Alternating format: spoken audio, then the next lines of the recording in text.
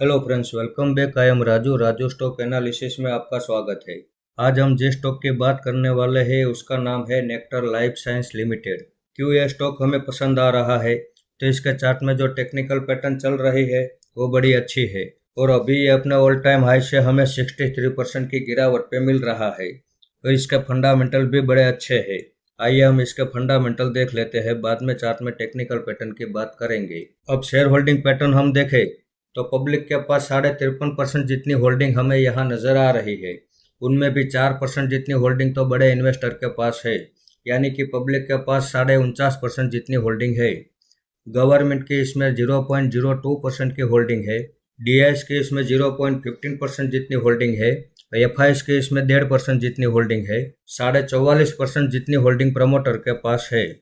अब प्रमोटर ने इस साल 11% जितनी होल्डिंग घटा दी है, ये एक माइनस पॉइंट है। उसके आगे बैलेंस शीट में हम देखें तो इस कंपनी के ऊपर 629 करोड़ का कर्ज है, उसके सामने 1055 करोड़ का रिजर्व है। इस हिसाब से इनकी बैलेंस शीट बड़ी दमदार है। उसके आगे प्रॉफिट एंड लॉस सेगमेंट में हम देखें तो 2021 और 2023 इन 2 सालों को हम छोड़ दें तो बाकी सभी सालों में इस कंपनी ने कंपलसरी प्रॉफिट किया है। मार्केट कैप में हम देखें तो एक छोटी सी कंपनी है, लेकिन इसका बिजनेस मॉडल काफ़ी अच्छा है। इस कंपनी का बिजनेस भारत के साथ साथ विदेशों में भी चल रहा है।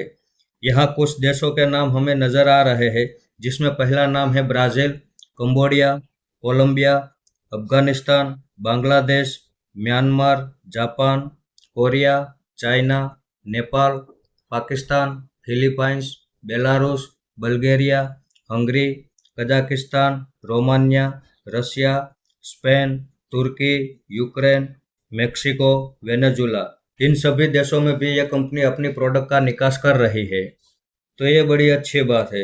अब जैसे आपने देखा कि इसके फंडामेंटल में कहीं कोई खराबी नहीं है, सिर्फ एक पॉइंट माइनस है कि प्रमोटर ने अपनी होल्डिंग घटाई है। अब ये 56 रुपये 50 पैसे से गिरावट करते हुए अभी ये 20 रुपये 70 पैसे के पास क्लोज आया है। तो कल हम इसमें एक एंट्री लेने वाले हैं। इसमें हमारा दूसरा सपोर्ट 15 रुपये पे रहने वाला है और तीसरा सपोर्ट 10 रुपये के भाव पे रहने वाला है। इसमें हमारा टारगेट 45 रुपये का रहने वाला है। 45 रुपये के भाव पे हम इसमें प्रॉफिट बुक कर लेंगे। हो सकता है ये 10 रुपये के लेवल तक ना गिरावट करे, लेकिन अगर 10 रुपये के लेवल तक गिरावट करता है तो वहाँ पे हम दिल खोल के इन्वेस्टमेंट करने वाले हैं। ये 10 रुपये का लेवल जो है आप चार्ट में देख सकते हैं।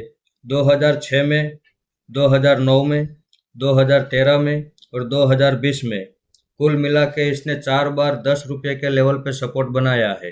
उसी 10 रुपये के लेवल पे ही ये सपोर्ट बना के नई तेजी की रैली चालू करता है।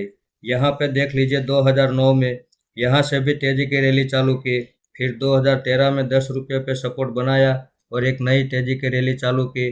2020 में भी उसने 10 रुपये के लेवल पे ही सपोर्ट बनाया है और वहाँ से नई तेजी की रैली चालू की। हो सकता है कि इस बार ये 10 रुपये के लेवल तक गिरावट ना भी करे, लेकिन अगर गिरावट करता है तो उसके लिए हमें तैयार रहना पड़ेगा। अगर ये 20 रुपये के लेवल पे सपोर्ट बना के ऊपर चलना शुरू कर देता है तो बड़ी अच्छी बात है, और अगर यहाँ से और ज़्यादा बड़ी गिरावट करता है तो जितनी बड़ी गिरावट होगी उतना बड़ा प्रॉफिट भी तो मिलने वाला है। इस कंपनी के ऊपर हम भरोसा कर सकते हैं। तो इस वीडियो को आप मेरी ओर से बाइंग या सेलिंग की रिकमेंडेशन ना समझे, ये मेरा पर्सनल व्यू है जो मैं आपके सामने शेयर कर रहा हूँ। ऐसे ही अच्छे अच्छे टेक्निकल और फंडामेंटल वाले स्टॉक मैं आपके सामने लाता रहूँगा।